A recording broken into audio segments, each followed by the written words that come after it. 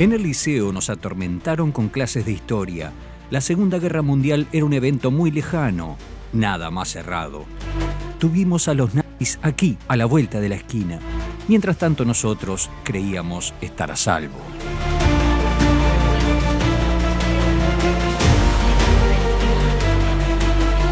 Sin embargo, tuvimos a la guerra rozándonos y demasiado para el gusto del uruguayo, que prácticamente no tenía ni idea. La vida cotidiana en Uruguay transcurría como si nada pasase, mientras submarinos nazis acechando el estuario del Río de la Plata. En este momento una columna de fuego se ha elevado del rebuque alemán. Hemos podido sentir la conmoción aquí a 3 millas de distancia. Una batalla naval con toneladas de cañonazos entre nazis e ingleses frente a las costas de Punta del Este. Nerviosismos y ultimátums hacia el gobierno uruguayo. 3 buques ingleses esperando en nuestras costas como perros rabiosos para terminar de hundir al gigante nazi. Algunos de los sobrevivientes, años más tarde, se aprovecharon de sus conocimientos de ingeniería para hacer saltar la banca en los casinos de Mar del Plata y terminaron haciéndose millonarios. La ciudad de Fraiventos producía el famoso corned beef uruguayo que asombró a los nazis y salvó a las tropas aliadas. That's why I want no waste. Just good, lean meat. Here we are, Ma'am. Fray Bentos. Good meat, good food. Excellent. Good heavens. Have it sent round. Un submarino italiano llamado Enrico Tassoli nos hundía un barco carguero llamado Montevideo, sin previo aviso y con varios muertos. Mientras los nazis en otro submarino tomaban prisionero al capitán uruguayo Mario Gianbruno, de 42 años, nacido en la ciudad de Mercedes, para hundir luego su buque llamado Maldonado y ser llevado este uruguayo a un campo de concentración nazi. El FBI en la vuelta, Estados Unidos siempre queriendo instalar bases militares en la laguna del Sauce.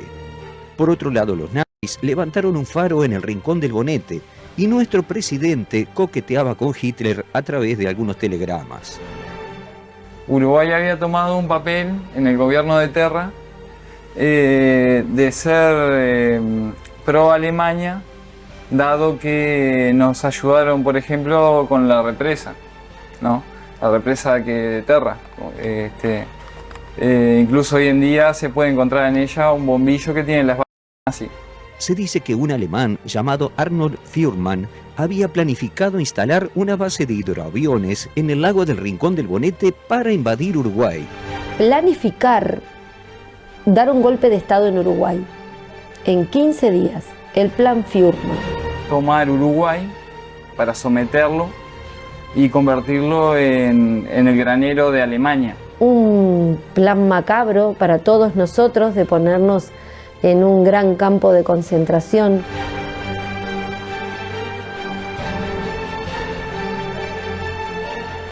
En un hecho sin precedentes y poco conocido, la Escuela 56 del Rincón del Bonete lucía la bandera uruguaya y junto a ella la bandera nazi con la esvástica. La televisión rusa rodando un documental en Fraiventos sobre células soviéticas encubiertas para sabotear el accionar nazi en nuestras tierras. Facciones del Partido Colorado y el Partido Nacional coqueteando con el fascismo europeo. Bajo el mandato de Terra, Uruguay se había alineado con el fascismo italiano y el nazismo alemán, hasta que más tarde Estados Unidos nos diera un tirón de orejas y Uruguay por fin se declarara a favor de los países aliados. Sobre estas cosas y algunas más hablaremos hoy.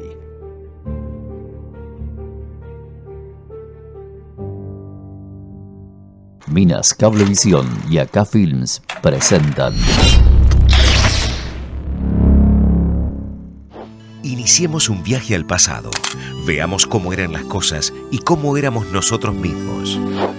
Dirección: Gaby Ceballos. Investigación y producción ejecutiva: Anabel Bouza.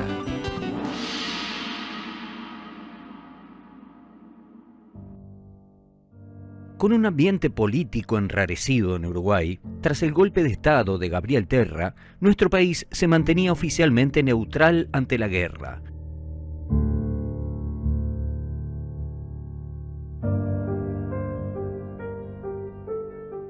pero hubieron hechos que hacían sospechar lo contrario. Se debatía aquí entre herreristas, riveristas, vallistas, nacionalistas e incluso el Partido Comunista con claros lineamientos soviéticos, y sus diferencias fueron más acentuadas en lo que refería a política internacional que a nuestras propias cuestiones internas.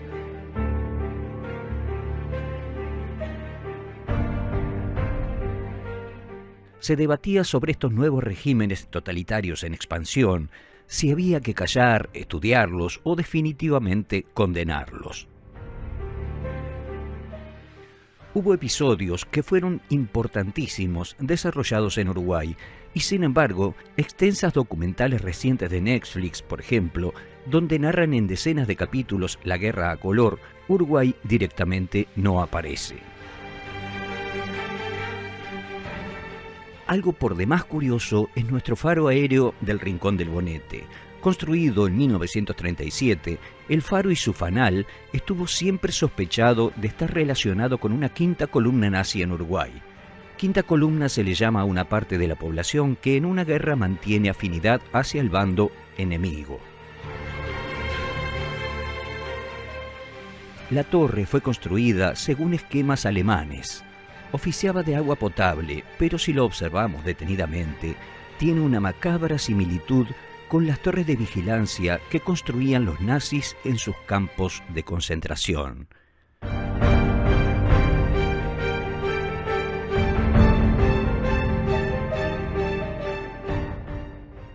Como si esto fuera poco, dejan su marca en la lámpara del fanal. Dentro del Fresnel del faro se encuentra la lámpara, que si la miramos a simple vista es del tipo común, de filamento, pero si miramos dentro de ella...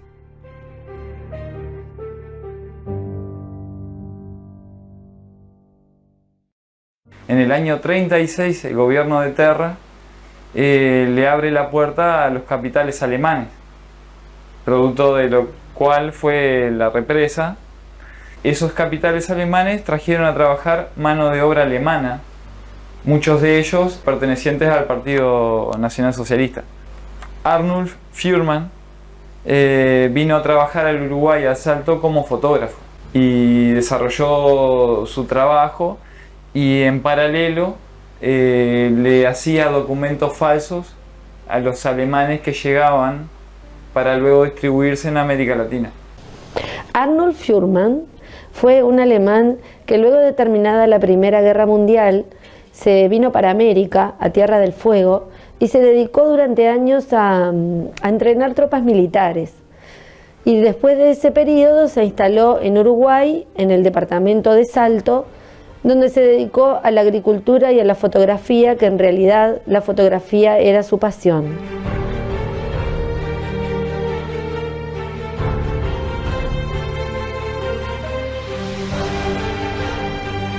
En el correr del año 1937, Fuhrmann fue convocado por el diario La Campaña del Partido Ruralista, donde comenzó como fotógrafo, porque debido a la pasión que tenía por la fotografía, lo habían contratado para eso.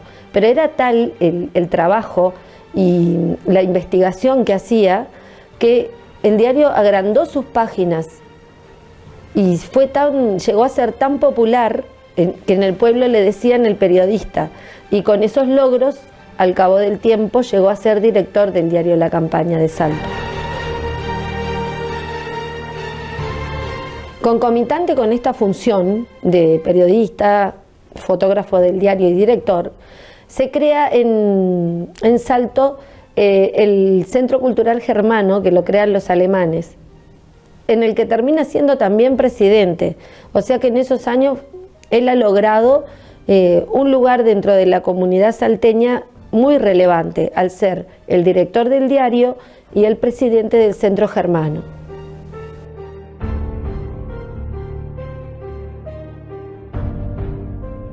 A los 2 meses de haber sido electo presidente del Centro Cultural Germano, Fuhrmann participa en la conmemoración de la proclamación del Imperio Italiano por parte de Mussolini. Porque cabe destacar que en el Uruguay el gobierno no no dejaba de lado las tradiciones de cada país, y así como los alemanes festejaban el cumpleaños de Hitler e izaban la bandera, los italianos también festejaban el cumpleaños de Mussolini izando la bandera italiana. Prigionieri della rivoluzione e delle legioni, uomini e donne d'Italia, dell'impero e del regno d'Albaria, ascoltate.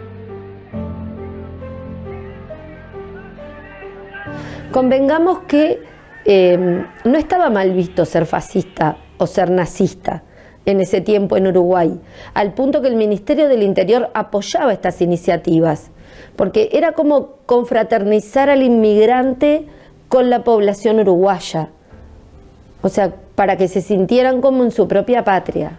No es un dato menor que durante esos años Fuhrman estaba casado con la dueña de una casa de fotografía, Fotoclave, en la ciudad de Salto.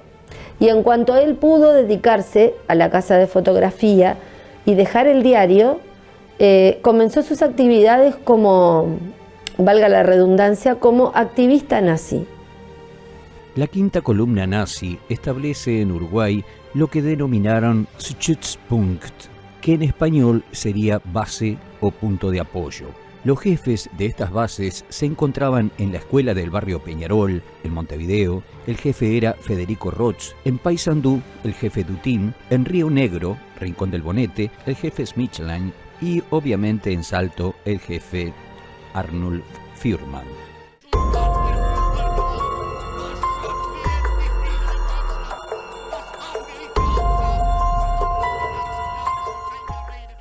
Los nazis encubiertos en Montevideo realizaban reuniones secretas en diferentes lugares. Lo hacían en lugares como la confitería Oro del Rin, en el vapor argentino Patagonia, en la práctica de tiro del club alemán y actos y discursos en el cine Ambassador.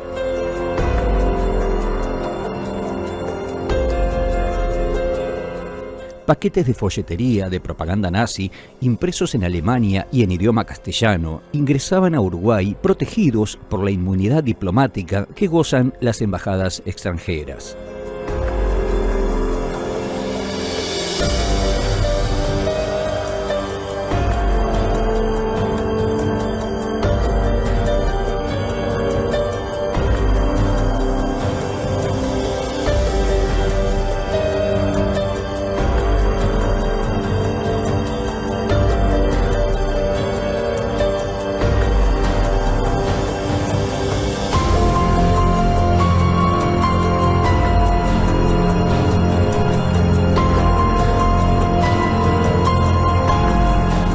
En esta iniciativa, él comienza a distribuir panfletos antisemitas, lo que lo convierte en el líder de este nuevo movimiento nazi en Salto y Concordia.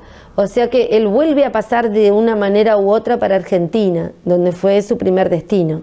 O sea que, en resumen de estos primeros datos que tenemos sobre este alemán en Uruguay, Arnulf Fuhrman, podemos decir que siempre alcanzó los grados más altos.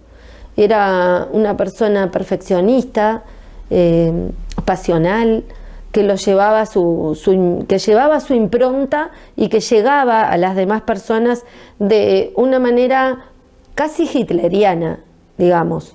Él estaba tan compenetrado con todo lo que era la Alemania nazi y cómo Hitler manejaba las masas, que de alguna manera él trajo ese contagio de líder, y asimismo fue logrando en cada lugar que estuvo el respeto de la gente y que lo sigan. Tan es así que años más tarde su nombre engrosaba las listas de los nazis buscados por el FBI.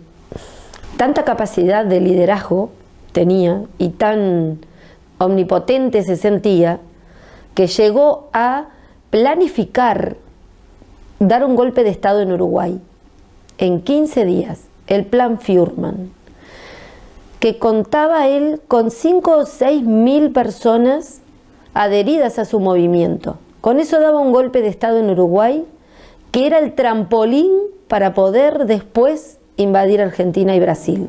Aquí en Acá Films recibimos esta postal que dice Carte Postale. Esto es de un amigo coleccionista. Mirá nada menos lo que dice. Habrá de ser una bendición para los habitantes de las repúblicas del Suramérica cuando pasen de los efectos de la herencia hispano-portuguesa al dominio germano. Alemania debe apoderarse de una mitad de la América del Sur. Tannenberg en Großdeutschland. Continúa diciendo, naciones decrépitas como las repúblicas de Argentina y del Brasil, y más o menos todos aquellos países pordioseros de Suramérica, serían inducidos por la fuerza o de alguna otra manera a entrar en razón. Friedrich Lange, Reines Deutschtum. Es triste pensar que ni el Paraguay ni la Argentina no pertenezcan siquiera en parte a Alemania hoy día. El profesor Johannes Anlaud, de Múnich.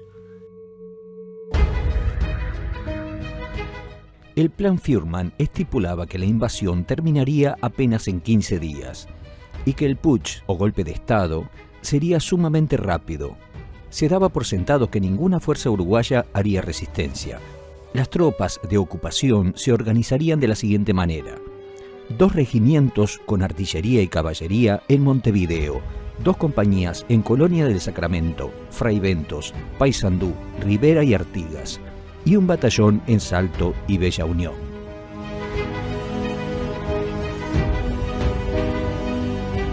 Esperaba el arribo a Uruguay de 5.000 miembros de Argentina, del Partido Nacional Socialista, y 5.000 miembros de Brasil. Evidentemente en esta cabeza siniestra y planificadora había algo que estorbaba, y para él eran los judíos, los caudillos políticos y los masones, al punto de que pensó que lo primero que había que hacer con ellos era exterminarlos a todos.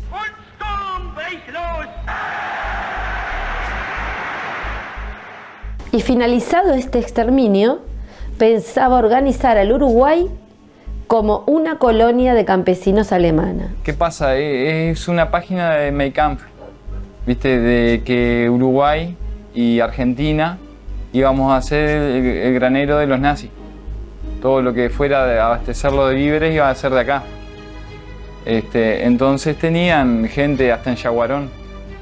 En algún sentido, quizá no tan con la agudeza que lo habían hecho en Alemania, íbamos a hacer un gran campo de concentración. El libro Mein Kampf fue escrito por Hitler estando preso una vez finalizada la Primera Guerra Mundial, y lo iba a visitar quien fuera a ser en un futuro su jefe de propaganda, y fue él quien llevó a ser famoso al libro de Mein Kampf, que era mi lucha. ¿Y por qué nos detenemos en este libro? Porque aquí se desprende a las claras lo que Hitler pensaba sobre nosotros los latinos, ya que a los afrodescendientes los llamaba monos, y a mestizos y mezclados con otras razas que no fuesen la aria pura, los llamaba medio monos. El uruguayo para él era una población de monos y medio monos. Es sabido en los pueblos y en las ciudades del interior, todo corre como pólvora. Y la prensa de Salto se enteró de los rumores y publica unas alertas bastante importantes para la población. El diario La Tribuna Salteña, en sus titulares decía: Salto es el escenario de una intensa campaña nazi, y que se debía expulsar a todos los agentes del nazismo. Esto debido a que los rumores en el pueblo o en la ciudad eran como ahora, la fake news, que había oro, que había arsenales, que habían tesoros, que luego dicen haber sido encontrados, pero aún está todo confuso. Pero la gente comenzó a movilizarse porque realmente tenían miedo.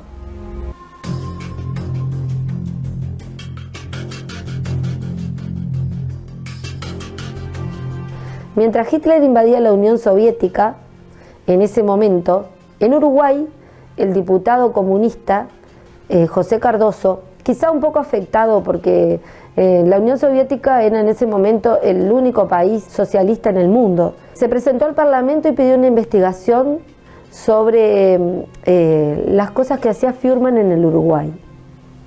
Debido a eso, se hizo un allanamiento. Porque la inteligencia de Uruguay, con el apoyo de los norteamericanos, lograron desbaratar ese plan. Se incautaron más de 2.000 documentos, una docena de personas que estaban ligadas a ese plan. Se incautaron también 6 ametralladoras y bueno, en ese momento cae Fuhrman. Allanaron Fotoclave y bueno, es un momento en el que la Suprema Corte de Justicia lo llamó y lo liberó, porque él dijo que había sido una broma y que no tenía forma de invadir Uruguay, que lo que se había propagado era simplemente un rumor, y el presidente Valdomir dejó que eso sucediera para no tener problemas en ese momento con la Alemania nazi.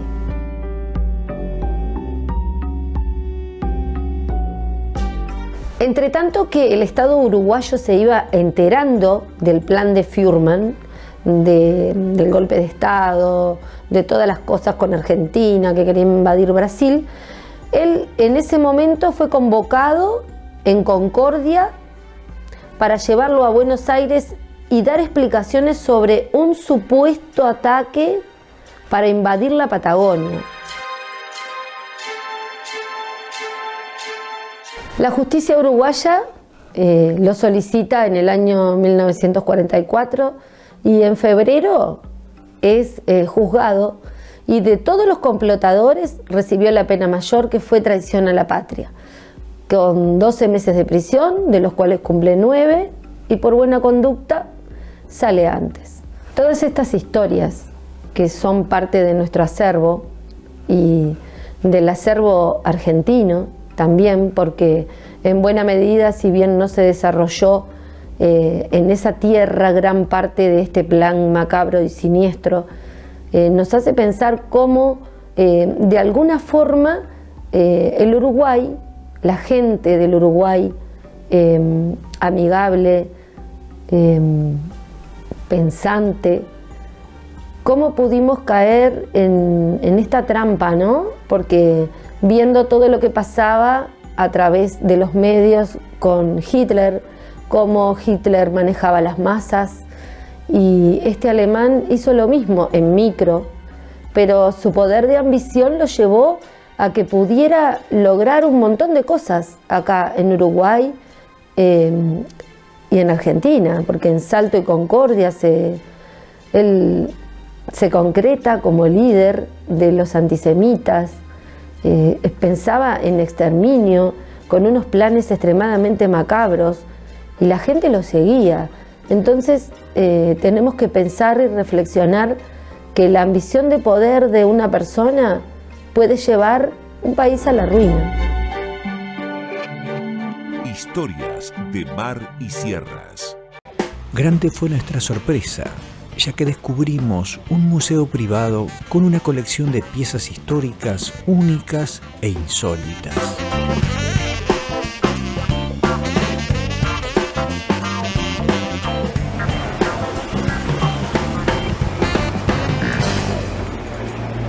No es bar, dice en la entrada. No, todo, es así. No es bar, solo entra gente amiga. Y es así mismo, exactamente. Adelante.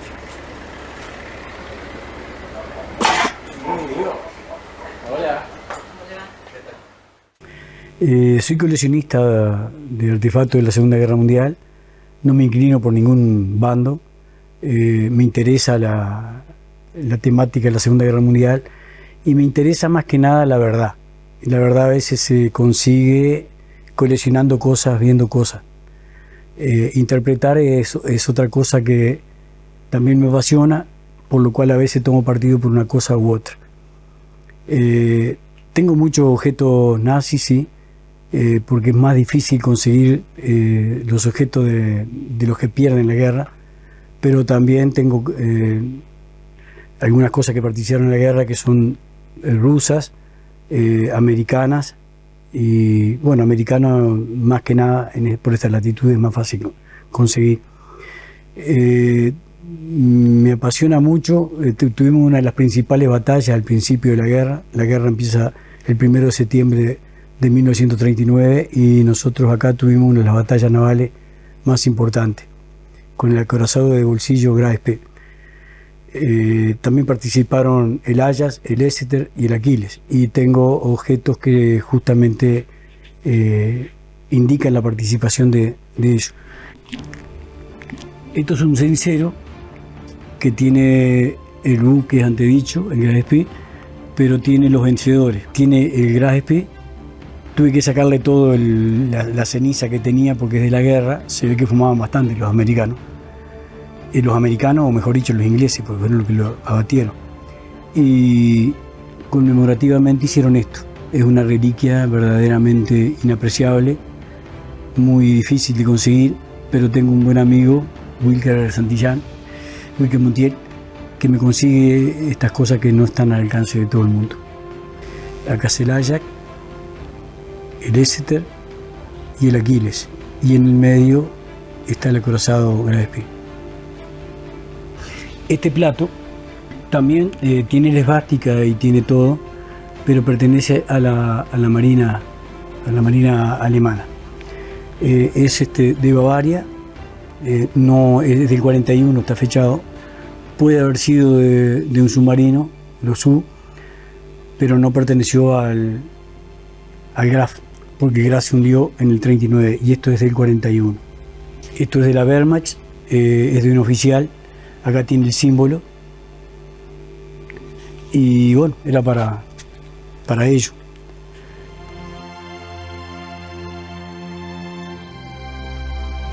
Entre las tantas cosas que hay, después hay una condecoración como esta. Esta la conseguí, pero el nazi me le sacó la escarapela. Es la misma que está acá en este almanaque. El nazi con el que lo conseguí se la sacó antes de dármela y bueno, preferí conservarla así igual. Es un trofeo de guerra, o mejor dicho, una condecoración. ¿Esto otro qué es?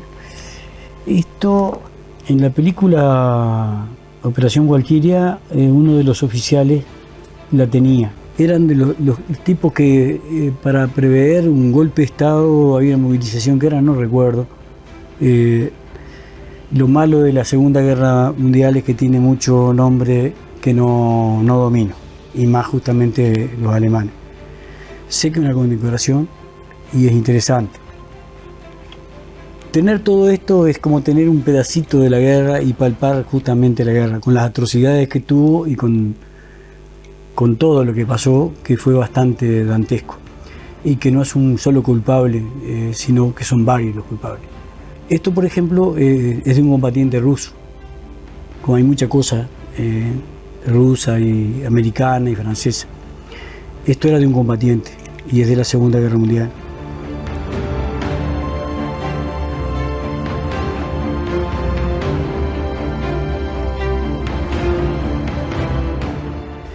Estas son máscaras antigas, aunque esta perteneció a la Primera Guerra, pero fue utilizada en la Segunda.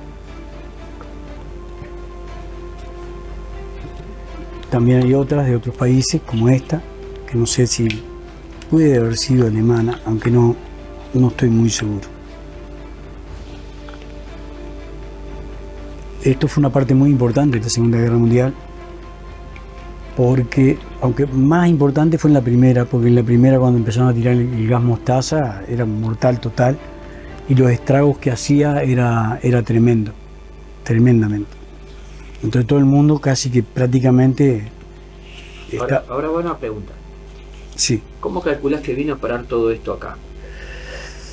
Bueno, esa es una pregunta bien difícil, aunque no tan difícil. Sería no tener certeza de lo que pasó en la Segunda Guerra Mundial, porque mucha de esa gente trató de huir, tenía la cola sucia, por decirlo así, y trataron de disparar, de huir para lugares donde la guerra no llegó.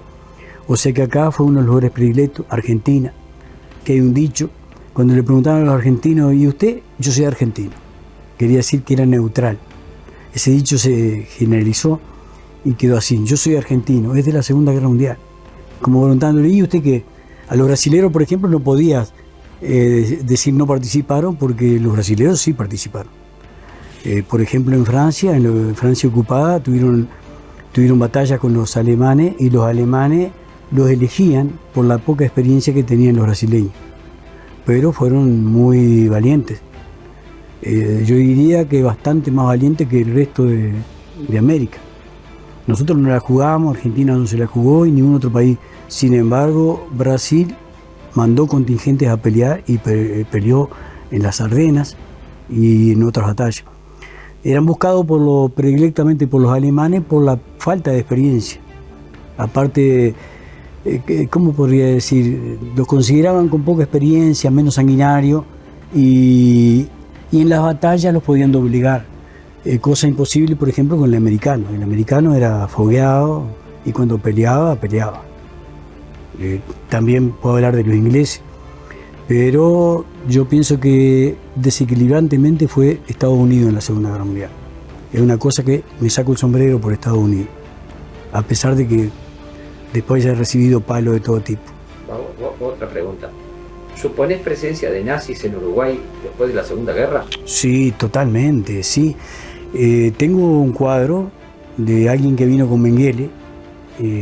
Mengele es conocido como el Ángel de la Muerte, se casó en Colonia, y ese que está en el cuadro fue pintado también por el mismo pintor que pintó Mengele, Matlock. Tiene los sellos, fue pintado en 1929, y cuando huyó para estas latitudes vino con Mengele. Tal es así que es un personaje que todavía no pude descubrir quién es. Parece que era cercano a Hitler, pero no. Cuando compré el cuadro, lo compré con la condición de que no dijera nunca dónde. Y bueno, hace muchos años que lo tengo y he cumplido. No, ya está. No es para alimentar odios ni nada por el estilo, pero la Segunda Guerra Mundial ya bastante daño hizo para seguir agregándole más daño. Es un Matlock. Supuestamente fue pintado en 1929, está acá atrás, y también fue pintado Mengele. Es un artista muy famoso, de muy buena trayectoria, pero como pintó a los nazis parece como que fue opacado. Y este es un nazi, que no sé quién es todavía.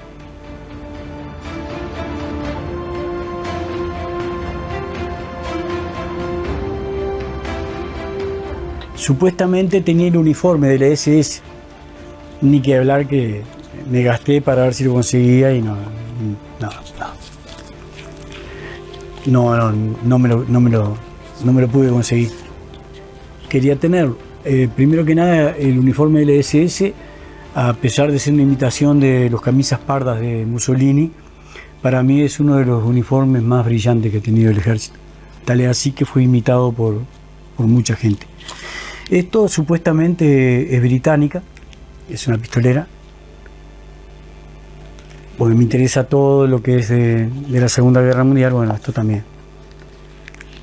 Después también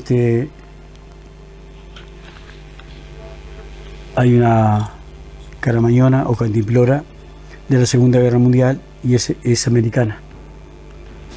Está con la fecha.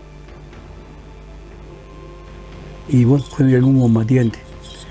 Ojo, se le puede dar muchas aplicaciones. Yo pienso que esta quedó así porque le ponían agua caliente. Lo que hacemos los uruguayos, una bolsita de agua caliente, bueno, algo parecido. Esto en una trinchera donde hay nieve sería primordial. Aparte de servir, el agua se enfriaría, pero mantenía con el cuerpo caliente al combatiente.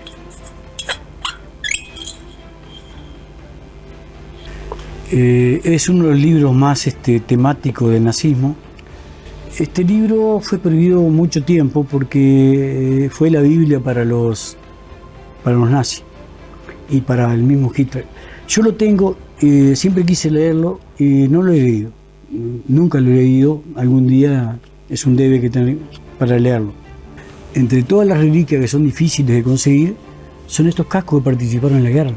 Este es alemán, con el nombre del oficial que tenía acá adentro, está acá adentro. Lástima que se me ha... el pasaje del tiempo no permite a veces conservar. Acá está el nombre y acá está en alemán. ¿Qué alemán? Aprendí 2 palabras, Jan y Nein, nada más.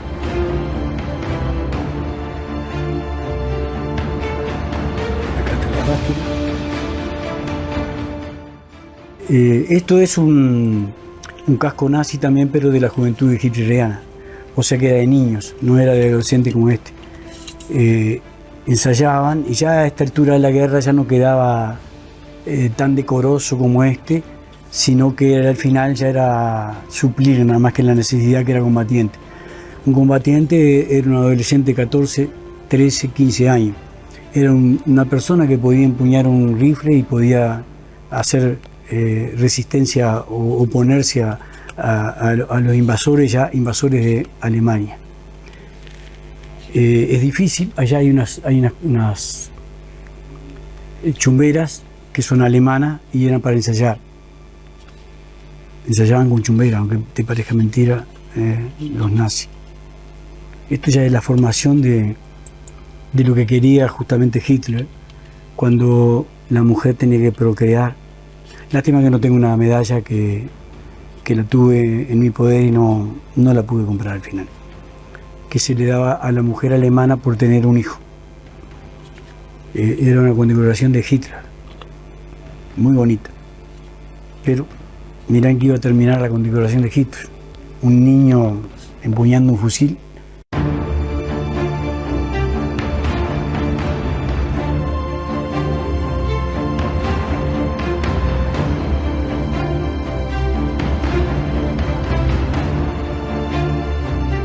Otro de los eventos poco conocidos fue el hundimiento del buque Montevideo, el 8 de marzo del 42, con una tripulación de 41 personas, civiles y militares, llevando alimento hacia el puerto de Nueva York. El capitán José Rodríguez Varela, cumpliendo las normas de guerra vigentes, llevaba a los costados del buque la bandera uruguaya, el nombre Uruguay en letras grandes y visibles, y durante la noche debía viajar con las luces encendidas para ser reconocido como barco de país neutral y así evitar ser atacado. Sin embargo, navegando en aguas del Caribe y posiblemente cumpliendo las órdenes de la Armada norteamericana, que era quien dominaba ese tramo, el buque Montevideo viajaba con sus luces apagadas. De pronto y sin previo aviso, se desata un infierno de torpedos y artillerías contra él, impactando la sala de máquinas y obligando a la inmediata evacuación de la tripulación. Son 14 los muertos y 27 los que logran huir en botes salvavidas, navegando 240 millas para llegar a las costas de la Florida. Inmediatamente, la versión oficial y la prensa hablan de que fueron submarinos nazis. El capitán no está muy seguro. Sin embargo, en los años 60 sale a la luz una carta que decía: el vapor Montevideo de 5.875 toneladas fue hundido por el submarino italiano Fasoli en la noche que va del 8 al 9 de marzo de 1942. El submarino italiano estaba sobre la superficie y desde allí hizo un primer disparo con un torpedo de 45 centímetros que no hizo impacto. Posteriormente lanzó otro torpedo de mayor calibre y 10 cañonazos de 12 centímetros que dieron de lleno en el vapor en la mayoría de los casos. El Montevideo se hundió en la posición latitud 29 grados 30 minutos norte y 70 grados longitud oeste. Este era el parte de guerra que el responsable del submarino italiano, capitán de corbeta Carlo Feccio di Cossato, enviara a su comando superior. Luego de esto quedan pocas dudas sobre cuál fue la verdad.